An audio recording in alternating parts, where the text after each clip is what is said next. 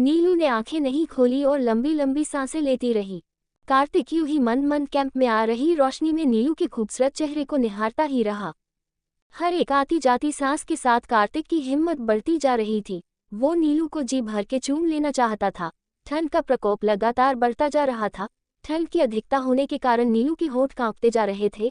कार्तिक ने इस बार हिम्मत करते हुए अपने होंठ नीलू के होठों के पास ले जाकर किश करते करते रुक गया।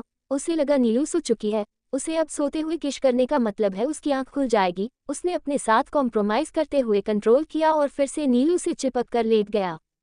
उत्तेजना और कौतूहल के बस में होने कारण कार्तिक को चैन नहीं आ रहा था। वो नीलू के साथ एक कल्पना के साथ सागर में गहरे गोते लगाने के लिए लालायित था, लेकिन उसकी मर्यादा उसे कदम आगे नहीं बढ़ाने दे रही थी। उसे हर बार अपने मन पर काबू कर लेने को बाध्य होना पड़ रहा था।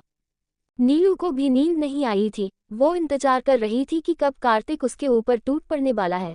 वो कार्तिक को उसके मनमाफिक तरीके उसे वो सब कुछ कर लेने देना चाहती थी, लेकिन अपनी जुबान और पहल करने का हक केवल कार्तिक को ही देना चाहती थी। जब उसे लगा कि कार्तिक फिर से लेट गया है तो उसने अपनी आंखें खोली और कुछ देर तक कुछ सोचती रही।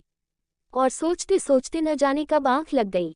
सुबह दोनों की आंखें तब खुली जब ब्रेकफास्ट के लिए उनके कैंप के बाहर खड़ा एक व्यक्ति उन्हें जोर जोर से आवाज दे रहा था। कार्तिक और नीलू दोनों एक साथ उठे और एक दूसरे की ओर बिना देखे ही नीलू ने कार्तिक को गुड मॉर्निंग विश किया। बिल्कुल ऐसा ही कार्तिक ने भी बिना देखे ही उसे विश किया। फिर कार्तिक ने अपने गर्म कपड़े पहनते हुए बाहर खड़े आदमी से कहा, चलो भैया मैं आता हूँ। कार्तिक और नीलू दोनों ही आपस में आंखें नहीं मिला बैकवोट रहे थे। शायद रात में जो दोनों के बीच नजदीकियां थी उसको लेकर शर्म महसूस हो रही थी। थोड़ी देर बाद कार्तिक ब्रेकफास्ट लेकर अंदर आया। फिर दोनों ने साथ बैठकर एक साथ नाश्ता करने लगे और धीरे धीरे सब नॉर्मल सा होने लगा था। कार्तिक ने नाश्ता खाते खाते कहा, यहाँ तो कुछ ज्यादा ही ठंड है, रात बिताना मुश्किल हो गया। नीलू ने कार्तिक की ओर देखा और बोली, हाँ बहुत ज्यादा ही ठंड थी, नींद भी नहीं आई पूरी रात। शुक्र है तुम साथ में बिल्कुल चिपक कर लेटे थे, वरना ठंड तो लान ही ले लेती।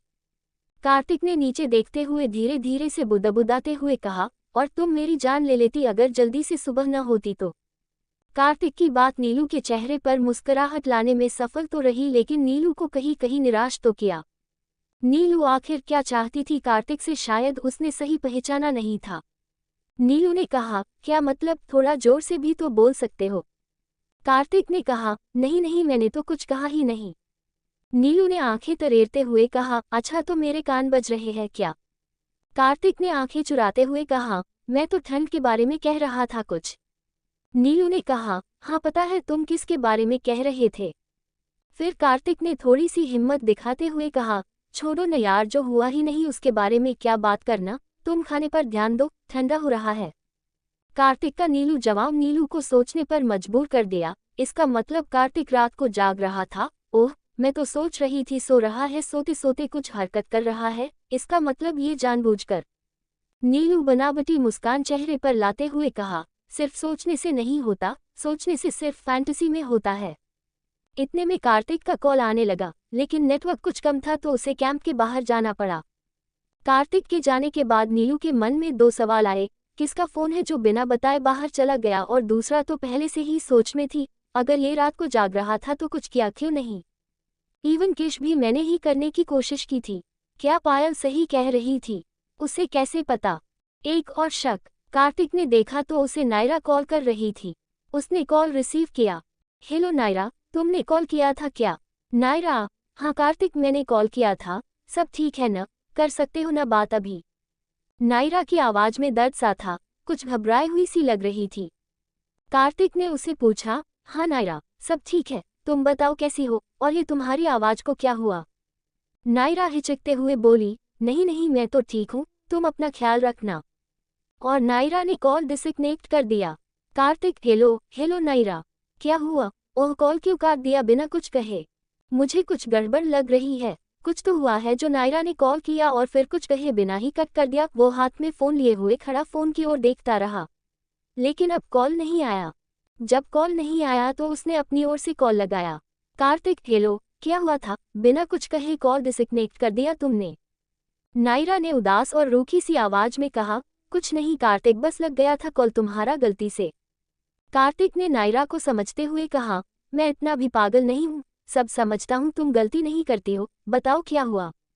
नायरा चुप रही, कुछ नहीं बोली। कार्तिक ने फिर से कहा, बोलो तो सही, क्या हुआ? मुझसे कोई गलती हुई? यार तुम रो क्यों रही हो? नायरा ने अपने आंसू साफ किए, फिर बोली, नहीं मैं क्यों रोऊंगी? कार्तिक, एग्जैक्टली मैं भी यही चाहता हूँ। नायरा बोली, लेकिन मैं क्या चाहती हूँ इससे किसी को कोई फर्क नहीं पड़ता। कार्तिक, यार तुम भी ना, क्या कहना चाहती हो? नायरा, कुछ नहीं यार, वो मैंने तुम्हारे बारे में बुरा सपना देख लिया था इसलिए कॉल कर दिया। कार्तिक मुस्कुराते हुए बोला, अच्छा क्या सपना देख लिया? नायरा ने कहा, कुछ नहीं, छोड़ो, कहाँ हो ये बताओ? अभी तो कुल्लू में है, अब दूसरी जगह जाने का प्लान है, कार्तिक ने बताया। नायरा, रहने दो या मत बताओ, मुझे जेलिश फील हो रहा है किसी के लिए। अब कार्तिक ने कुछ नहीं कहा। नायरा ने भी बाय टेक केयर कह के कॉल डिस्कनेक्ट कर दी। अपने कान से फोन हटते हुए जैसे ही कार्तिक कैंप की ओर मुड़ा तो उसके सामने नीलू लाल पीला चेहरा किए खड़ी घूर रही थी। अब कार्तिक उसे बलि के बकरे की तरह खड़ा अपने शिकारी को देख रहा था।